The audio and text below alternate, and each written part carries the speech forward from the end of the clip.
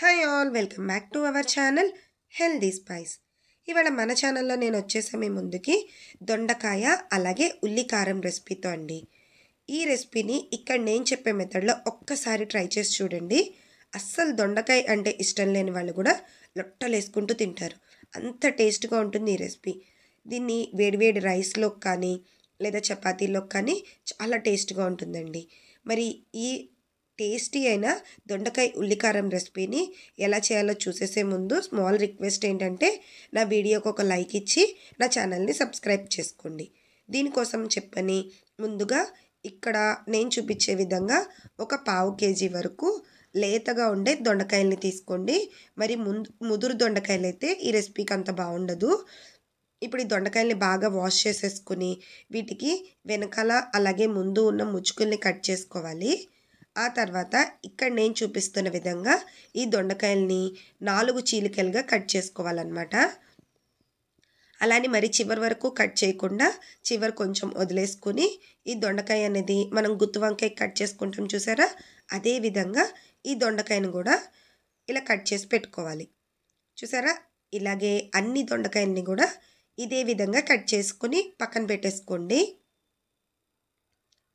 ఇప్పుడు స్టవ్ మీద ఒక ప్యాన్ పెట్టుకుని దానిలోకి 2 స్పూన్స్ వరకు ఆయిల్ వేసుకోవాలి. ఆయిల్ కొంచెం వేడయ్యాక 1 స్పూన్ జీలకర్ర అలాగే ఒక 2 మీడియం సైజ్ ఆనియన్స్ని కొంచెం పెద్ద సైజ్ ముక్కలుగా కట్ చేసి ఆయిల్లోకి వేసుకోవాలి. ఇప్పుడు ఈ ఆనియన్స్లోకి ఒక పావు స్పూన్ ఉప్పు అలాగే ఒక పావు స్పూన్ పసుపు వేసుకుని ఆనియన్స్ని ఫ్రై చేసుకోవాలి. అలానే ఆనియన్స్ మరీ బ్రౌన్ కలర్ రావాల్సిన అవసరం లేదు. కొంచెం పచ్చివాసన పోయి ట్రాన్స్పరెంట్ అయితే సరిపోతుంది. చూడండి, ఆనియన్స్ అనేవి ఈ విధంగా ఫ్రై అయ్యాక ఇప్పుడు దీనిలో ఒక 2 రెబ్బలు చింతపండు వేసుకోండి. మీరు కొంచెం పులుపు ఎక్కువ తినే వాళ్ళైతే చింతపండుని ఇంకొంచెం ఎక్కువ వేసుకున్నా ప్రాబ్లం ఏం లేదండి. చింతపండు వేసుకున్నాక 1 నిమిషం పాటు ఫ్రై చేసుకుని స్టవ్ ఆఫ్ చేసేసుకుని ఇప్పుడు ఈ ఆనియన్స్ అన్నిటినీ వేరొక ప్లేట్లోకి తీసుకుని పక్కన పెట్టుకుని చల్లారనివ్వాలి. ఫ్రెండ్స్, ఇప్పటి వరకు మీరు కనుక నా వీడియోని లైక్ ఇవ్వకపోతే ప్లీజ్ అండి నా వీడియోకి ఒక లైక్ ఇచ్చేసేయండి. ఇప్పుడు అదే ప్యాన్లో కొంచెం ఆయిల్ ఉంది కదండి, ఇప్పుడు దానిలోకి ఒక 1.5 స్పూన్ వరకు శనగపప్పు, 1 స్పూన్ మినపప్పు అలాగే ఒక 2 స్పూన్స్ వరకు పల్లీలు వేసుకోవాలి. ఇప్పుడు ఈ పప్పులన్నిటినీ స్టవ్ని లో ఫ్లేమ్లో ఉంచుకుని చక్కగా దగ్గరే ఉండి అస్సలు మాడకుండా కమ్మటి సువాసన వచ్చే వరకు చక్కగా ఫ్రై చేసుకోవాలి. ఈ పప్పులు కనుక మాడిపోతే మన కర్రీ టేస్ట్ అనేది అస్సలు బాగోదండి. అందుకని దగ్గరే ఉండి జాగ్రత్తగా ఫ్రై చేసుకోండి. ఇప్పుడు ఈ పప్పులన్నీ ఒక 70% వరకు ఫ్రై అయ్యాక 1 స్పూన్ ధనియాలు కూడా వేసుకుని ఈ ధనియాలు కూడా ఫ్రై అయ్యే వరకు ఫ్రై చేసుకోండి. ధనియాలు ముందే వేసుకుంటే కనుక మాడిపోతాయని నేను ఈ పప్పులన్నీ ఫ్రై అయ్యాక మొత్తం పూర్తిగా కాదండి, ఒక 70% ఫ్రై అయ్యాక ధనియాలు వేసుకుంటే ధనియాలు అనేవి మాడకుండా ఉంటాయి. ఇప్పుడు వీటన్నిటిని వేరొక ప్లేట్లోకి తీసుకుని పక్కన పెట్టుకుని చల్లారనివ్వాలి. ఇప్పుడు అదే ప్యాన్లో మనకు ఆల్రెడీ కొంచెం నూనె ఉంది కదా, ఇప్పుడు దీనిలో మరొక స్పూన్ ఆయిల్ వేసుకుంటున్నాను.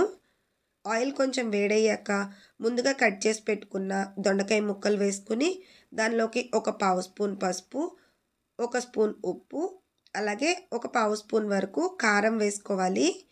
ఇప్పుడు వీటన్నిటిని ఈ దొండకాయలకి బాగా పట్టే విధంగా బాగా మిక్స్ చేసుకుని 1 నిమిషం పాటు ఈ దొండకాయల్ని మీడియం ఫ్లేమ్లో పెట్టుకుని స్టవ్ని ఫ్రై చేసుకోవాలి. చూడండి, ఈ విధంగా ఉప్పు కారం దొండకాయలకి బాగా పట్టాక 1 నిమిషం ఫ్రై అవనిచ్చాక మూత పెట్టుకుని మధ్య మధ్యలో కలుపుకుంటూ ఈ దొండకాయలు అనేవి ముక్క మెత్తపడే వరకు ఫ్రై చేసుకోవాలి. చూడండి, 1 నిమిషం తర్వాత నేను మళ్ళీ మూత తీసి మధ్యలో కలుపుకుంటూ ఉన్నాను. మళ్ళీ మూత పెట్టేసుకుని మళ్ళీ ముక్క మెత్తబడే వరకు ఈ దొండకాయలు అనేవి ఫ్రై చేసుకోవాలి. ఇప్పుడు మనం గ్రేవీకి కావాల్సిన మసాలా ప్రిపేర్ చేసుకుందాం. ఒక మిక్సీ జార్ తీసుకుని ముందుగా రెడీ చేసి పెట్టుకున్న పప్పులన్నీ దీనిలో వేసుకుని మిక్సీ పట్టుకోవాలి. ఈ విధంగా మిక్సీ పట్టుకున్నాక ఇప్పుడు ఒక 2 స్పూన్ల వరకు ఎండు కొబ్బరి ముక్కలు వేసుకుని మెత్తగా గ్రైండ్ చేసుకోవాలి. ఈ పప్పులు అలాగే ఎండు కొబ్బరి అనేది మొత్తం మెత్తగా పౌడర్ లాగా నలిగిపోయేటట్టు గ్రైండ్ చేసుకోవాలి. చూడండి, ఈ విధంగా పౌడర్ అయ్యే వరకు మెత్తగా గ్రైండ్ చేసుకోండి. ఇప్పుడు దీనిలో ముందుగా మగ్గించి పెట్టుకున్న ఉల్లిపాయలను కూడా వేసుకోవాలి. ఆ తర్వాత మీ టేస్ట్కి తగ్గట్టు కారము అలాగే మీ టేస్ట్కి తగ్గట్టు ఉప్పు కూడా వేసుకోండి. దీనిలో ఈ గ్రేవీకి సరిపడా ఉప్పుని కారము నేను ఇక్కడే యాడ్ చేసుకుంటున్నాను. ఇప్పుడు దీన్ని వాటర్ వేయకుండా మెత్తని పేస్ట్ లాగా గ్రైండ్ చేసుకోవాలి. చూడండి, ఈ విధంగా మెత్తగా పేస్ట్ లాగా గ్రైండ్ చేసుకోవాలి. ఇప్పుడు మీకు ఉప్పు కారం కనుక ఏమైనా తక్కువైంది అనిపిస్తే ఈ టైంలో మీరు టేస్ట్ చేసుకుని అడ్జస్ట్ చేసుకోవచ్చు. ఇప్పుడు మన దొండకాయ ముక్క ఉడికిందో లేదో చెక్ చేద్దామండి. మూత తీసి చూస్తే కనుక మన దొండకాయలు అనేవి చూసారా ఈ విధంగా చక్కగా ఫ్రై అయిపోయినాయి. మరి నల్లగా ఫ్రై అవ్వాల్సిన అవసరం లేదు. ముక్క కొంచెం మెత్తబడితే సరిపోతుంది.